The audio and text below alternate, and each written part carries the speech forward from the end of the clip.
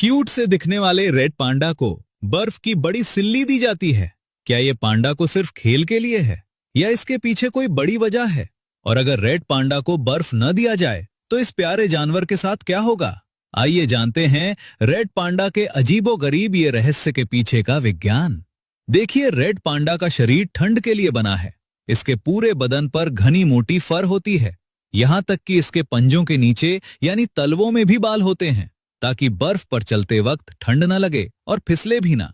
लेकिन अब ये जानवर को जू में रखा जाता है, खासकर ऐसे जू जो गर्म इलाकों में हैं। तो गर्मियों में इसका शरीर तापमान सहन नहीं कर पाता। 22 से 23 डिग्री सेल्सियस से ऊपर का तापमान भी रेड पांडा के लिए बहुत ज्यादा है।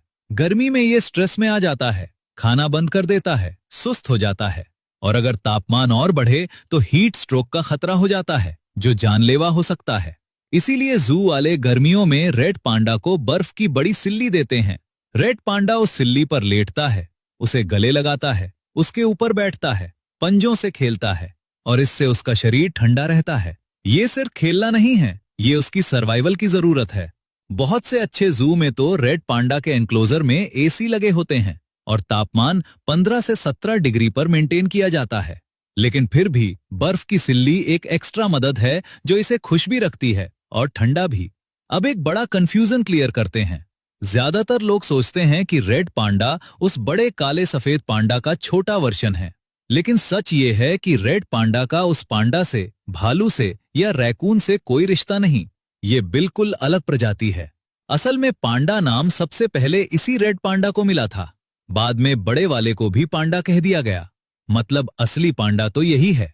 रेड पांडा हिमालय के घने बांस के जंगलों में रहता है, समुद्र तल से 2200 से 4800 मीटर ऊंचाई पर।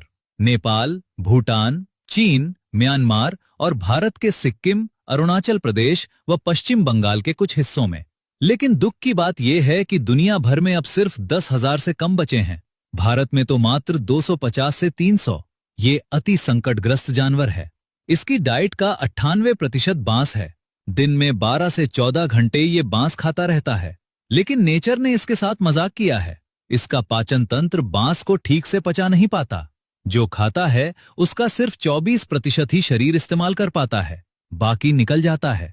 इसलिए इसकी एनर्जी बहुत कम बनती है और ये ज्यादातर समय सोता या आराम करता रहता है। इसका मेटाबॉलिज्म बहुत धीमा है। रेड पांडा अकेला रहना पसंद करता है। नर मादा दोनों अपने इलाके में अकेले घूमते हैं, सिर्फ प्रजनन के समय मिलते हैं। मादा अकेली ही 1 से 4 बच्चों को जन्म देती और पालती है। बच्चा साल भर का होने पर मां को छोड़कर चला